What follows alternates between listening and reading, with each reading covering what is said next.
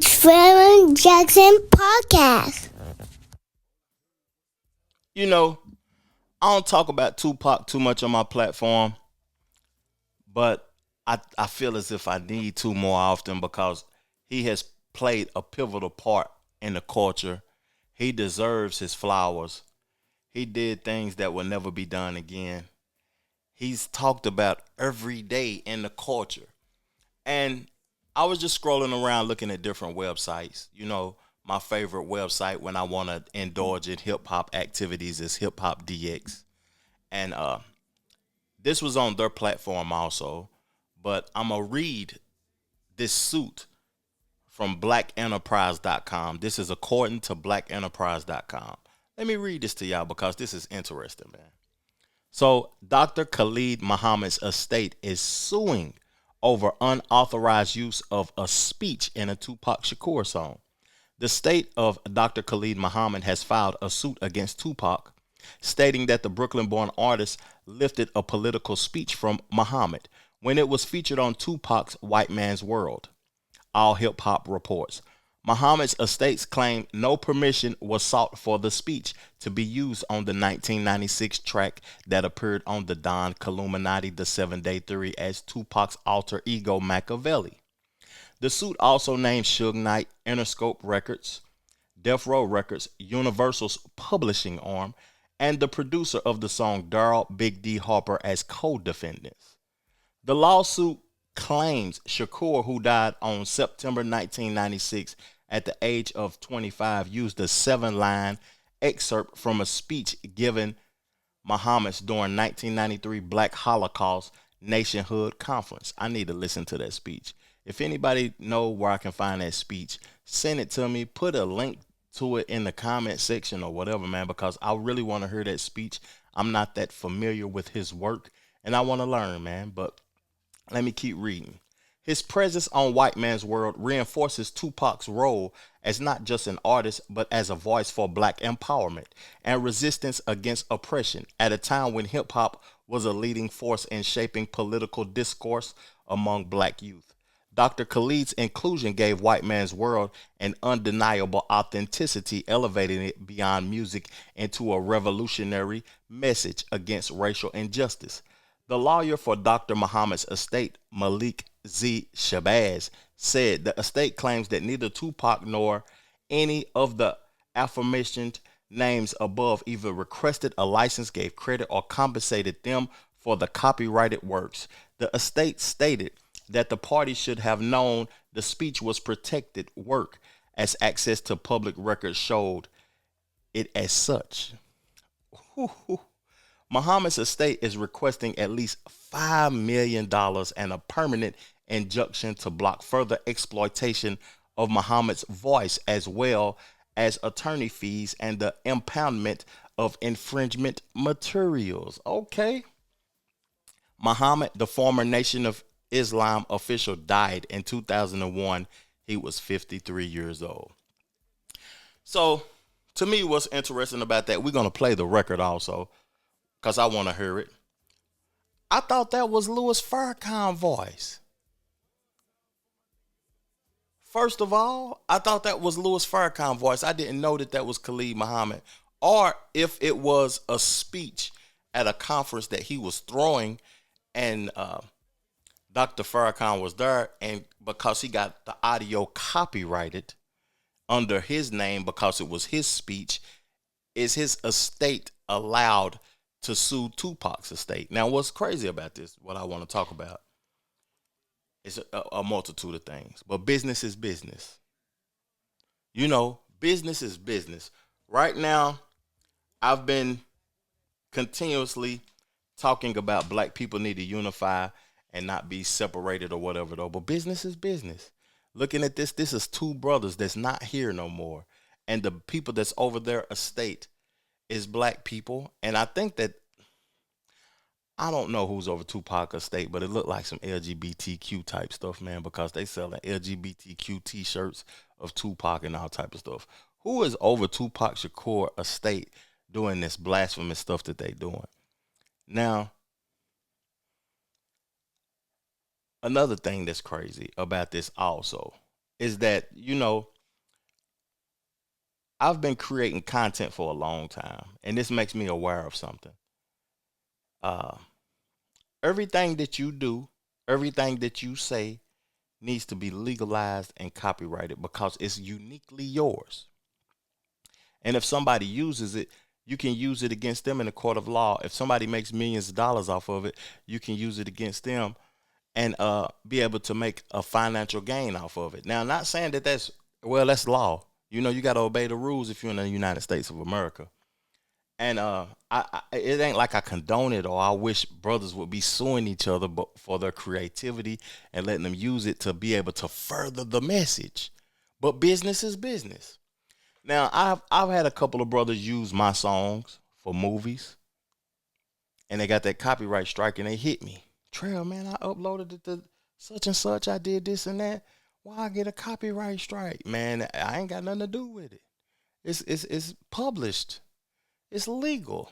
I ain't doing fugazi business. A lot of other artists are doing fugazi business, but I'm not doing that. If you want to be able to use it, you got to pay for it. Ain't nothing free. Business is business. Now, saying this, I don't like to see brothers suing each other. I wish they could have had a conversation, but both of them are gone. I wish that the family members could have had a conversation, or the people who are over these brothers' estates could have had a conversation, but we don't know who is the owners of these brothers' estates no more. It's just crazy, man, to see this. And to the people that's watching this episode also, tell me some of the Dr. Khalid Muhammad speeches, some of the things that he done, inform me because I like to learn and I want to learn with y'all. But I want to play this song and see if I can hear Khalid Muhammad because I could have swore it was Louis Farrakhan speaking.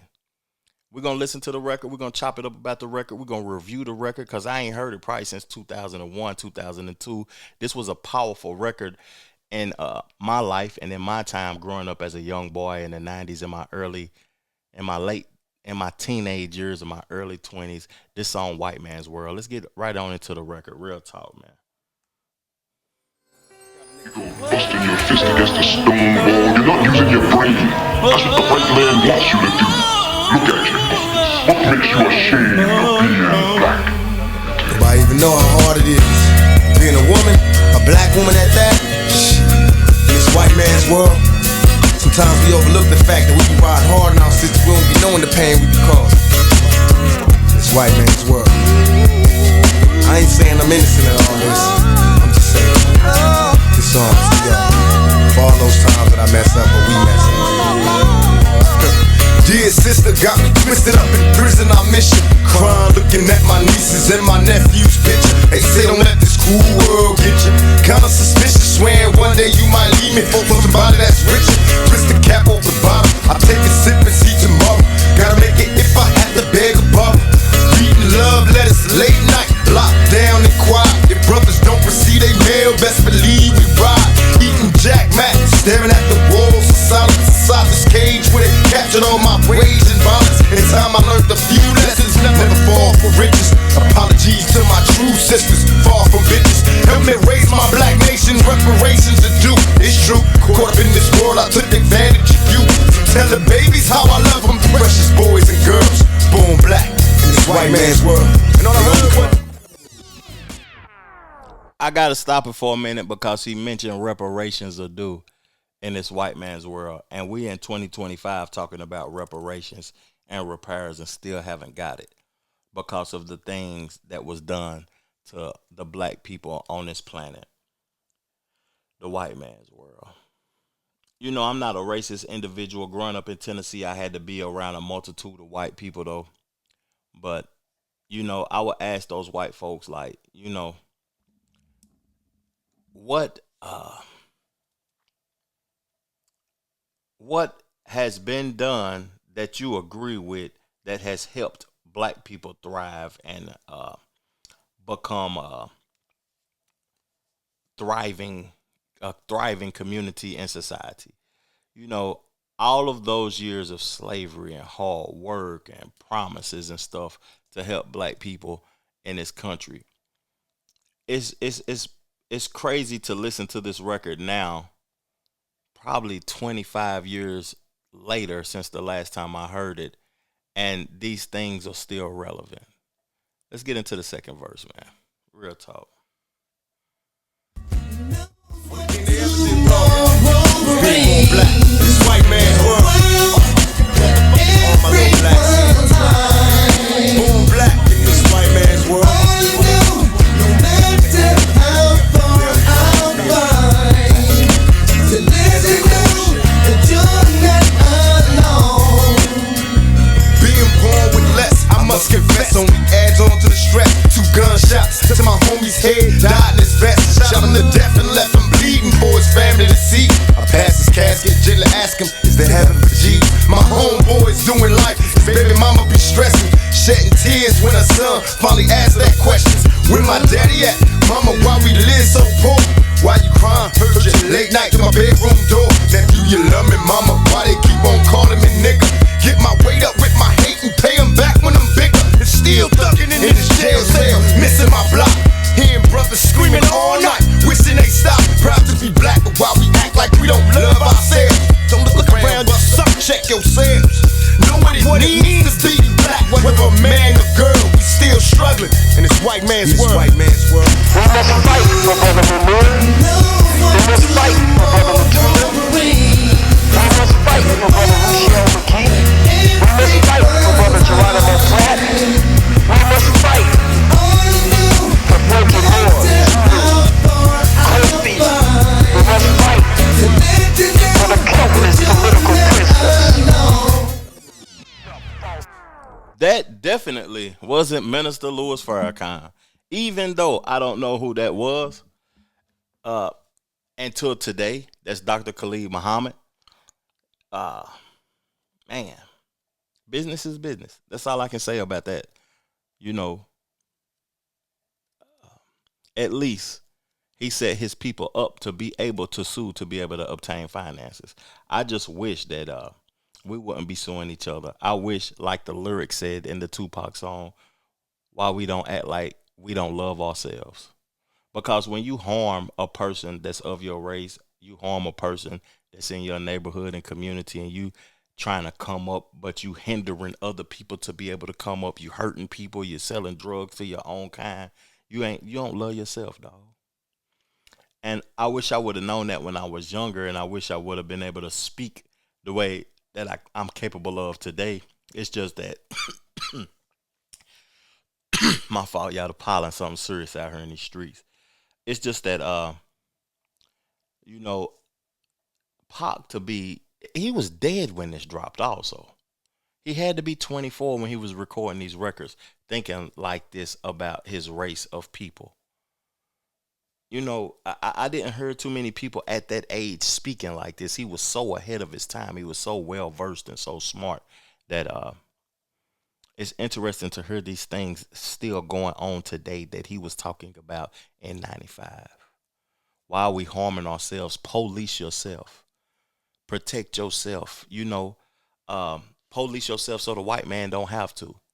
You know, it's just a whole bunch of things that he's speaking about in this song, White Man's World, that's valid today.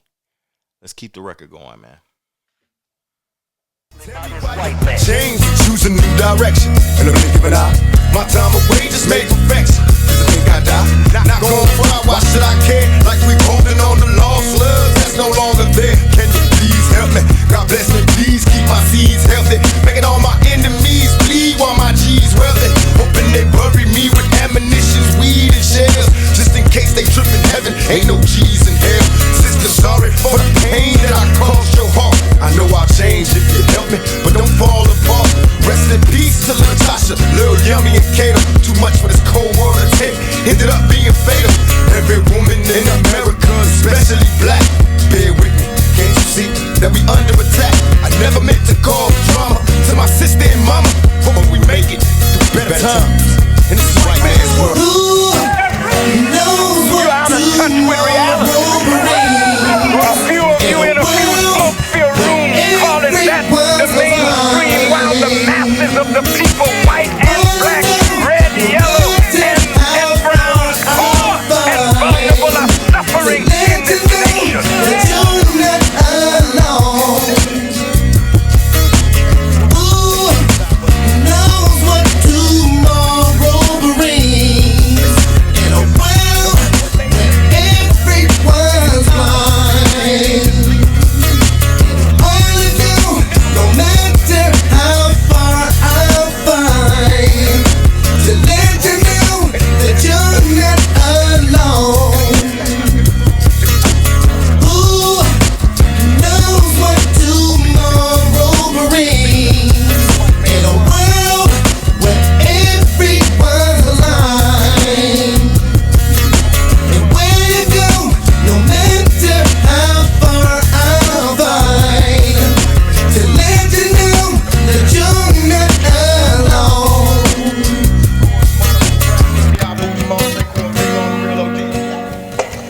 the seal and the Constitution reflect the thinking of the founding fathers that this was to be a nation by white people and for white people. Native Americans, blacks, and all other non-white people were to be the burden bearers for the real citizens of this nation.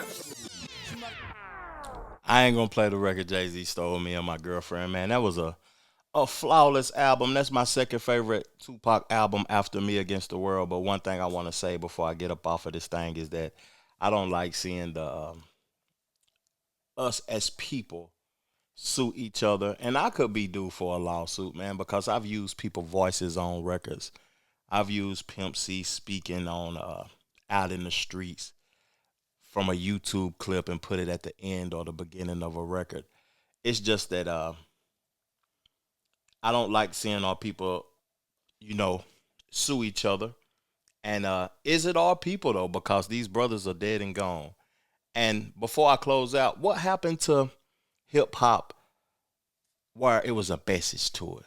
Why we don't celebrate the message no more? Why we don't want to hear anything of value, hear anything uplifting, hear anything positive, and rap about it in a way that the people can appreciate it?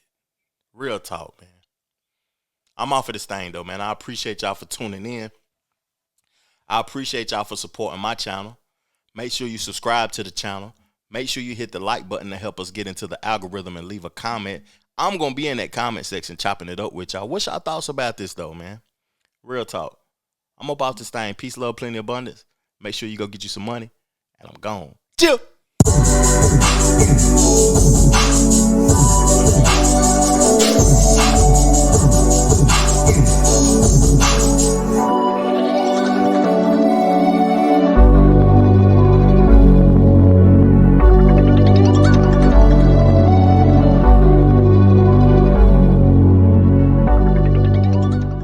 The Trevor Jackson Podcast.